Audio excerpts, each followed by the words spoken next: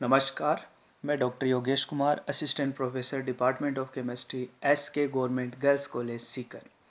आज हम बात करेंगे फोटोकेमिस्ट्री की। तो सबसे पहले फोटोकेमिस्ट्री में उन रिएक्शंस की स्टडी की जाएगी जो कि प्रकाश के एब्जॉर्प्शन से कंप्लीट होती हैं।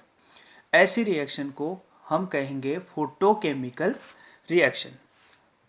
तो फोटोकेमिकल रिएक्शन और थर्मल रिएक्शन में क्या अंतर है वो हम पढ़ेंगे अभी। फोटोकेमिकल रिएक्शन में एक्टिवेशन एनर्जी जो रिएक्शंस को कंप्लीट होने में चाहिए वो मिलेगी प्रकाश के अवशोषण से। थर्मल रिएक्शन में एक्टिवेशन एनर्जी मिलेगी उनको इंटरमोलिकुलर कोलिजन से। दूसरा पॉइंट है, फोटोकेमिकल रिएक्शन हमेशा प्रकाश की उपस्थिति में ही होगी। थर्मल रिएक्शन आपके प्रकाश की उपस्थिति में भी हो सकती है, अनुपस्थिति में भी हो सकती है। फोटोकेमिकल रिएक्शन ताप पर निर्भर नहीं करती। थर्मल रिएक्शन टेम्परेचर पर डिपेंड करती है। फोटोकेमिकल रिएक्शन में रिएक्टेंट का एक particular single molecule energy absorb करके एक्साइटेड स्टेट में जा सकता है, लेकिन थर्मल रिएक्शन में एक्साइटेशन चूंकि इंटरमोलिकुलर कोलिजन से होता है तो एक्साइटेशन लगभग सभी रिएक्टेंट का सेम एक्सटेंट में होता है ऑलमोस्ट।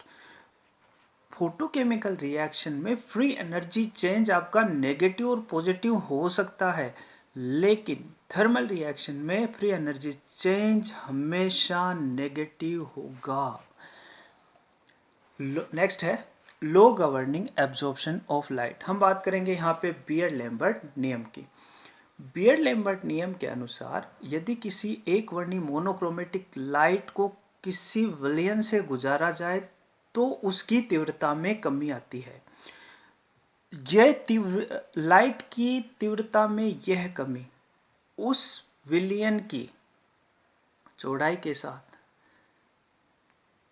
विलयन की लंबाई के साथ या चौड़ाई के साथ यह तीव्रता में आई कमी किसके समानुपाती है? इस विलयन की सांद्रता के और इंटेंसिटी ऑफ इंसिडेंट लाइट के।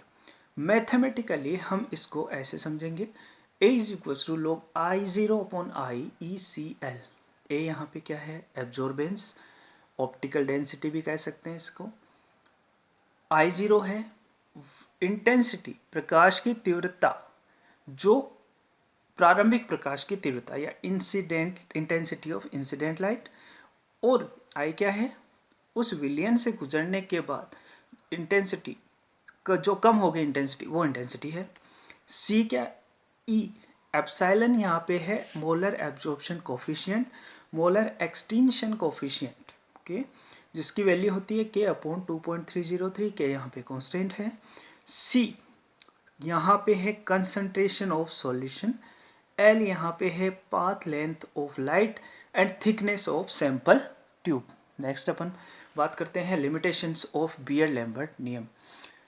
बियर्ड-लैम्बर्ट नियम तभी वैलिड है जब लाइट कैसी होनी चाहिए? मोनोक्रोमेटिक, एक वर्णी प्रकाश होना चाहिए। दूसरा, प्रैक्टिकल के दौरान, एक्सपेरिमेंट के दौरान टेम्परेचर में चेंज नहीं होना चाहिए। तीसरा, ये नियम केवल तनु विलयनों के, डाइल्यूट सॉल्यूशनों के लिए वैलिड है। इस नियम में विचलन आ जाएगा अगर सॉल्यूशन जो लिया है उसमें कुछ इम्प्योरिटी, अशुद्धियां हैं, या उसमें जो आयन एसोसिएशन कर रहे हैं, डिसोसिएशन कर रहे हैं, इसके कारण भी उसमें क्या आ सकती है? आपकी इस नियम में विचलन आ सकता है। नेक्स्ट अपन बात करेंगे लॉ ऑफ फोटोकेमिस्ट्री के। बेसिकली दो नियम हैं लॉ ऑफ फोटोकेमिस्ट्री के। पहला है ग्रोथस-ड्रेपर लॉ, जिसे प्रिंसिपल ऑफ फोटोकेमिकल एक्टिवेशन भी कहते हैं।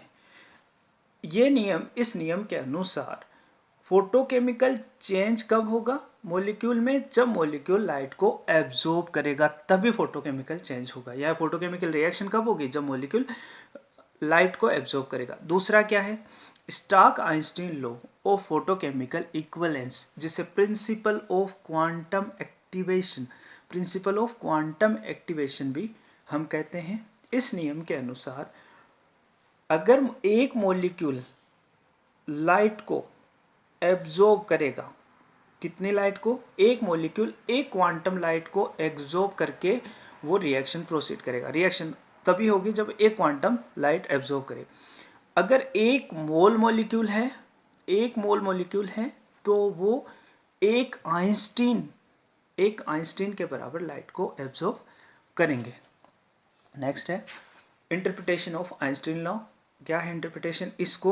इसको हम क्वांटम एफिशिएंसी या क्वांटम यील्ड फाई के द्वारा समझाएंगे, जिसका फॉर्मूला क्या है, number of molecule reacting in A given reaction upon number of quanta of light absorb in same time.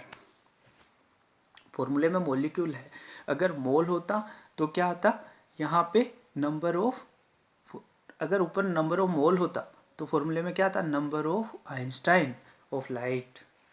Experimentally इसे हम कह सकते हैं rate of chemical reaction upon quanta absorb पर सेकेंड। फाई के आधार पर फोटोकेमिकल रिएक्शन को 3 कैटेगरी में बांटा जा सकता है, जिसमें फाई का मान क्या है, पहली कैटेगरी वो है जिसमें फाई का मान स्मॉल इंटीजर है 1 2 3। Example, dissociation of HiHbr in presence of light, combination of SO2 plus Cl2, ozonisation of O2। दूसरा, the reaction in which phi is less than 1, dissociation of NH3, CH3, COCH3 and NO2, transformation of malic acid into fumaric acid। तीसरी category है जिसमें phi का मान बहुत ज़्यादा है, combination of CO with Cl2, combination of H2 with Cl2। अब हम बात करें कि फाई का मान किसी रिएक्शन में स्मॉल इंटीजर है, किसी में 1 से कम है, किसी में 1 से ज़्यादा है। इसको समझाने के लिए फोटोकेमिकल रिएक्शन जो है लगभग 2 प्रोसेस में कंप्लीट होती हैं, एक तो प्राइमरी प्रोसेस, दूसरा सेकेंडरी प्रोसेस।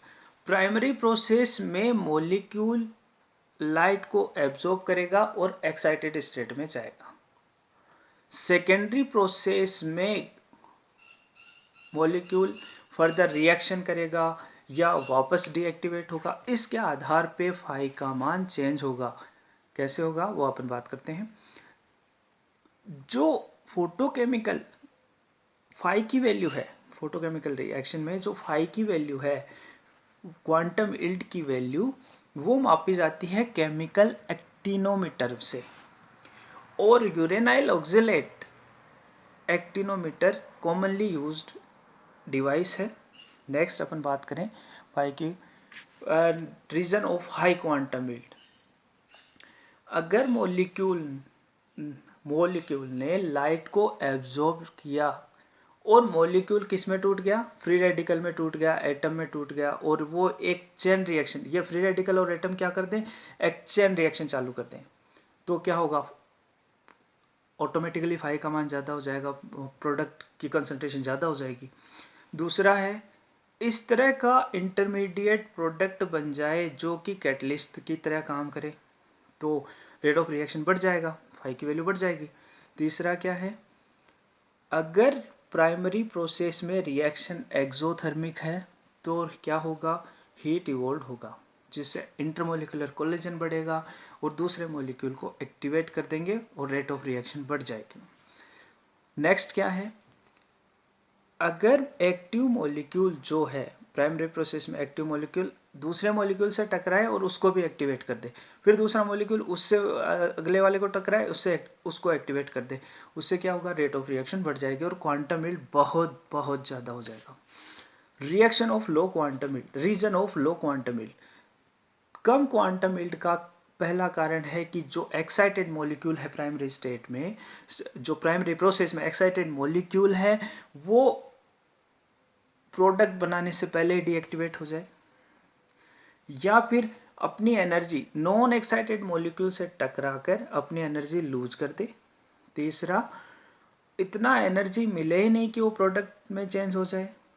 नेक्स्ट है, वो जो अगर मान लो प्राइमरी प्रोसेस में जो फ्री रेडिकल या एटम बने वो वापस जुड़ जाए और प्रोडक्ट ही नहीं बनाए, तो ये है आपका रीजन ऑफ लो क्वांटम